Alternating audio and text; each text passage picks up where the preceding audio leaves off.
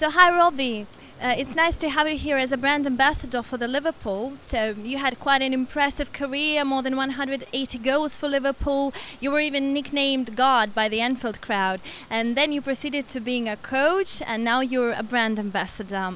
How do you like this new experience? You know what, it's superb. I get to travel the world and meet so many fabulous people, so many great supporters of Liverpool. So it's probably perfect for me at the minute until I get to my coaching and managing, and that's certainly what I want to go down.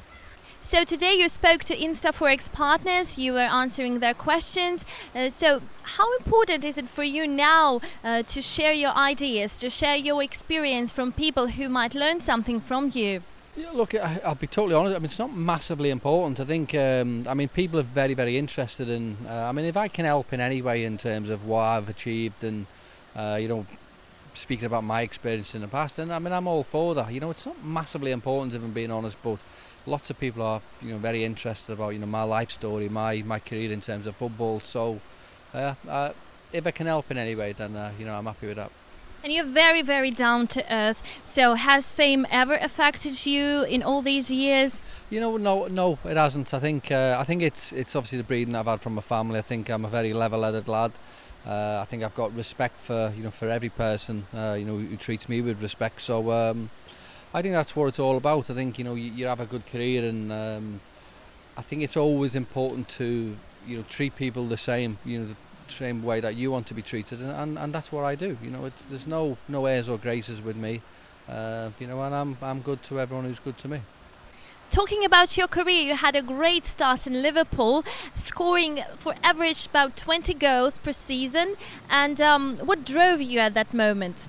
Well, look, I'm just a young lad, and I suppose obviously when you first come into the team, you probably get by a little bit on luck as well. You obviously need a talent, but I think, look, in terms of any business, I think you need a good team around you.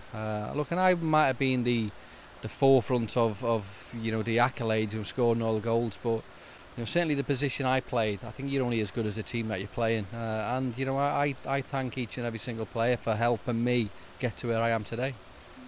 So team performance is very important, and you had a period in your life when, after yet another successful season in the Liverpool in 2001, you had to leave, and you came back only in 2006.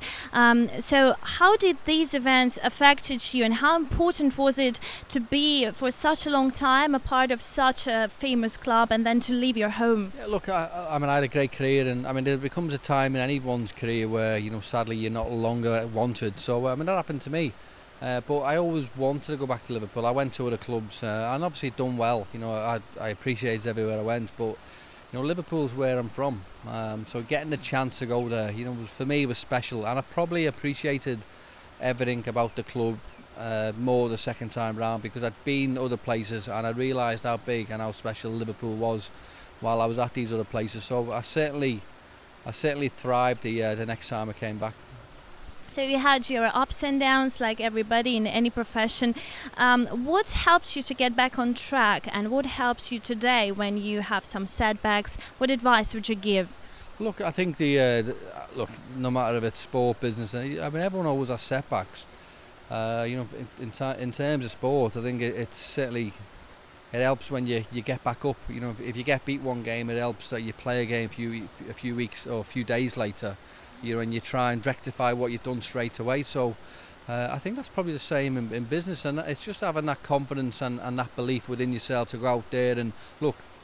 You have had a setback, but setbacks probably make you a better person. I think if you're going through life and everything's rosy, then I don't know, it's probably nothing's expected of you, and it becomes very easy. So if you do have setbacks, I think it drives you on. It makes you want to better yourself in terms of being a better person, being a better role model, being a better ambassador, being a better player. So setbacks can be, sound silly, but they can be quite good in a way, because it helps you drive on and become a better person or a better individual.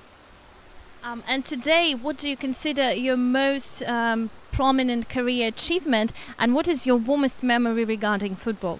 Well, look, I think as a player, certainly you want to be remembered for winning trophies and You know, not what you've got in the bank. I think that there's lots of things that, you know, I mean, you can earn money, you know, any which way you want. But certainly as a player, you're there for, you know, to drive because you want to win things. You want to win things with your team. And for me, that's massively important in team game. You know, I always want to be remembered for, you know, scoring goals from an individual basis, obviously, but certainly from a team point of view. I want to be remembered for winning trophies with my teammates. And I think that is probably why we go into sport. You know, we love the accolades, we love winning stuff, and for me that's probably what makes being a sportsman all the more special, because there's always that carrot at the end. And what inspires you now at this stage of your life? Is it coaching or anything else? Where do you find joy? Yeah, look, I'm an ambassador now for the club, and what I do is I get to travel the world. And you know what, without football, I might never have got to do this. You know, I might never have got to travel the world. You know, meeting like-minded people, meeting fabulous people all over the world, meeting many Liverpool fans, and I love doing what I do. And probably appreciate it more now than what I did when I was playing, because as a player you focus totally on the game and what you've got to do at that particular time. But certainly when you finish playing and the world just becomes bigger, you know, you just expand there, and you get out there, you're meeting, look, magnificent people. You know, it is really, really special now. And what was the most important lesson from all these years, maybe communicating with so many people, maybe something that you remember that you learned?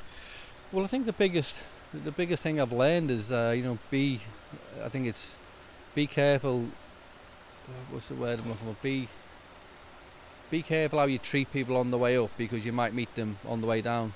And I think that's superb. I love that, because I think there's many instances or many times where people are maybe a little bit too big for the boots on the way up.